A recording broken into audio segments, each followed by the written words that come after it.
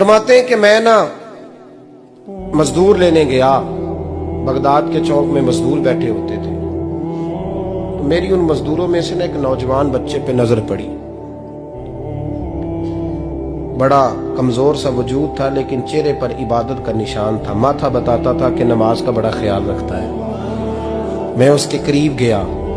चेहरे भी बड़ा कुछ बताते हैं ना, चेहरों में भी बड़ी रानाई होती है। फरमाते हैं मैं करीब गया, मैंने उसको कहा बेटे मजदूरी करोगे? तो कहने लगा मजदूरों में बैठा हूं तो हुजूर मजदूरी के लिए ही तो बैठा हूं। तो मैंने कहा कि चलो फिर। कहने लगा नहीं, मेरी कुछ शर्तें।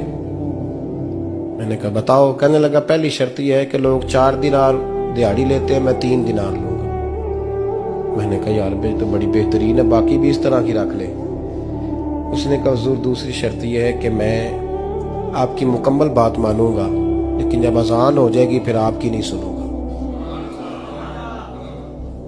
तीसरी बात उसने ये की कि हुजूर मैं आपके घर में काम करूंगा पर आपके किसी सवाल का जवाब नहीं दूंगा। कहते मैंने कहा यार तू बड़ा अजीब है, शर्तें तो मालिकों की होती हैं। कहने लगा जी बहरहाल मैं शर्तें लगा के जाता हूं। फरमाते मैं उसे घर ले आया, काम मैंने उसको बताया, तो जो काम मजदूर सारे दिन में करता है ना उसने 2 घंटे में ही कर दिया। हमारे मजदूर सिगरेट पीने में भी तो आधा घंटा लगाते हैं, वो चाय पीने जाएं तो पौना घंटा। वहां उनको भी तो दयानतदारी करनी चाहिए कि नहीं करनी चाहिए? मुआहदा किया है ना जी, तो पूरा उतरना चाहिए ना। कहते 2 घंटे में। अब काम जब बंदा शुरू कराता है तो काम और निकल आता है। कहते काम मैंने उसको और बता दिया, वो करने लगा। उसने मिट्टी निकाल के रखी थी बाहर रास्ते में, तो अजान हो गई जोर की। उसने वहीं कुदाल छोड़ी कही और चलने लगा। तो मेरा बेटा कहने लगा इसको जरा बराबर कर दो। कहने लगा चुप कर जा, तेरे बाप से बात हुई थी, जब अजान होती है तो मैं किसी और की नहीं सुनता, सिर्फ अल्लाह रसूल की सुनता हूं। कहते मस्जिद चला गया, नमाज पढ़ के आया तो दोपहर का वक्त था। मेरी बीबी कहने लगी इसको को खाना खा ले। कहते हमने कहा खाना खा लो, तो कहने लगा मैंने रोजा रखा, रमजान भी नहीं था, नफली रोजा रखा हुआ। फरमाते हैं शाम हुई, मैंने 3 दिनार दिए। तो मैंने कहा तेरा नाम क्या है? कहने लगा मैंने आपसे कहा था मैं किसी सवाल का जवाब नहीं दूंगा। तो वो चला गया। अगले दिन मैं फिर लेने गया उसे, काम कुछ और निकल आए। तो लोगों ने बताया वो सिर्फ हफ्ते वाले दिन आता है। मैंने कहा क्यों? कहने लगे जी वो कहता है मेरा हफ्ते का खर्चा 3 दिनार है, जब 3 दिनार कमा लेता हूं तो बाकी सारा टाइम अल्लाह रसूल की जिक्र में गुजार दिया करता हूं। फरमाते हैं अजीब। अगले हफ्ते मैं फिर लेने गया, मैंने पूरा हफ्ता इंतजार किया कि काम उसी से कराना है। मैं जब गया तो मैंने कहा चलो। कहने लगा मेरी शर्तें याद है ना? और मैंने कहा याद है भाई, साथ चल। फरमाते हैं काम कराया, 2-3 हफ्ते वो आता रहा। एक हफ्ते में गया तो लोगों ने कहा हुजूर आज नहीं आया। क्यों? कहने लगे बीमार हो गए। कहाँ घर है? कहने लगे बगदाद के कब्रिस्तान के पीछे जो कच्ची आबादी है उसमें रहता है। फरमाते मैं गया, दरवाजे पे दस्तक दी तो कहने लगा हुजूर आप हैं? दरवाजा खोला है, आ जाइए। फरमाते मैं अंदर गया तो मैंने कहा तुम्हें कैसे पता चला मैं आया हूं? कहने लगा हुजूर अल्लाह वाले हो, आप नहीं आना था, वरना अमीर तो गरीबों का पता लेने कोई नहीं आते।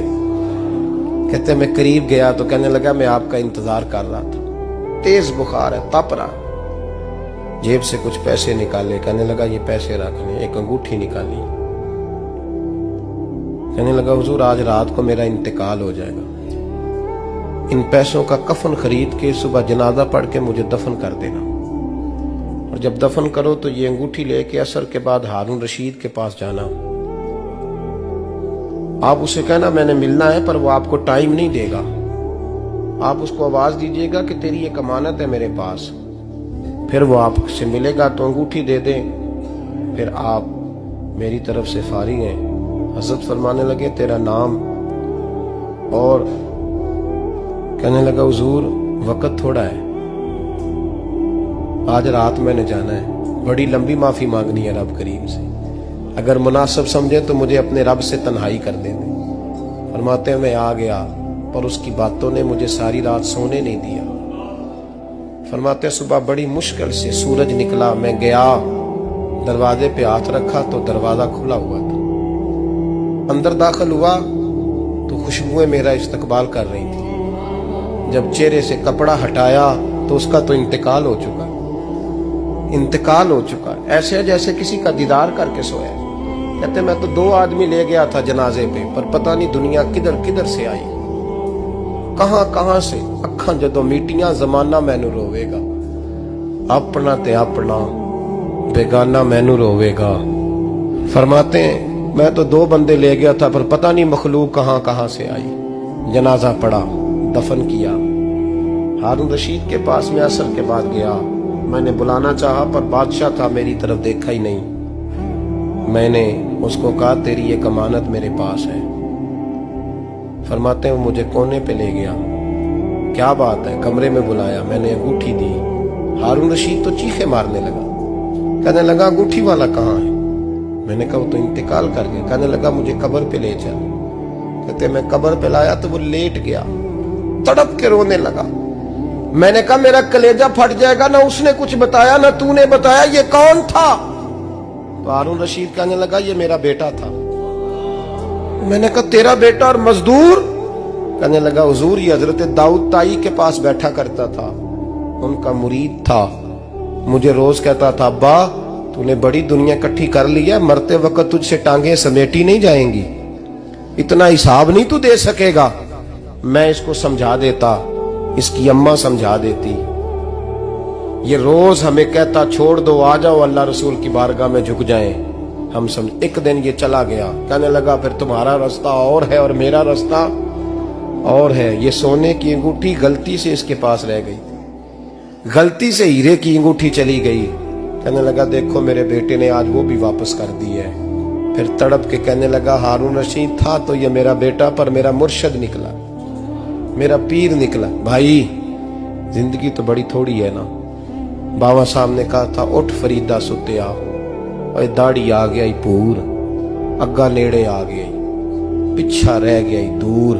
उठ फरीदा सुत्या, खलकत वेखन जा, मते कोई मिल जाई बख्शिया ते तू ही बख्शिया जा। उठ फरीदा सुत्या, झाड़ू दे मसीत, तू सुते रब जागदा, तेरी डाडे नाल परीत। मेरा रब हमें भी अपनी बारगाह में कबूल